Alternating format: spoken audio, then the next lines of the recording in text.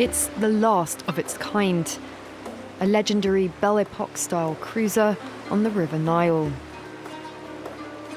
The steamship Sudan began its life nearly a century ago in a Clyde shipyard in Scotland, before weighing anchor along the Nile in 1921. Everyone along the river knows and respects the SS Sudan. It's a historic and prestigious boat, unlike any other. The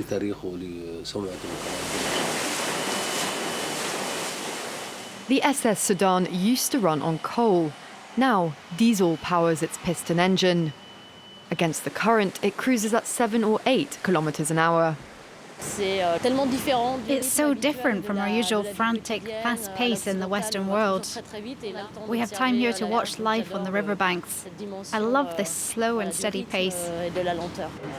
There are 47 passengers aboard, paying between 2,000 and 3,500 euros each to sail in style from Luxor to Aswan over 6 days with full bed and board.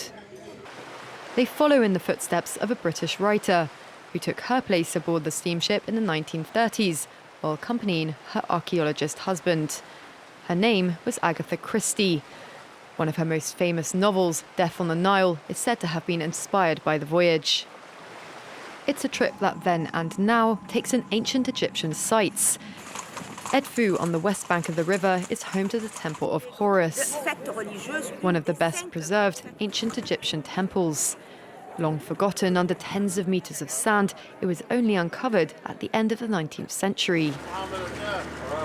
Nowadays, more than a third of Egyptians live in poverty, and tourism makes up around 15% of the country's economy.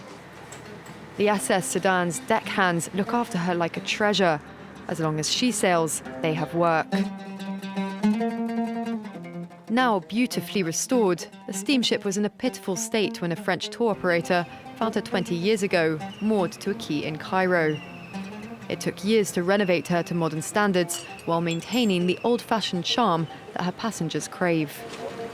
It's magnificent, really dreamy. It's not cheap, of course, but it's worth it. From conquerors to writers and artists, Egypt has fascinated and inspired travellers for millennia. It retains the same romance for visitors lured along the Nile today.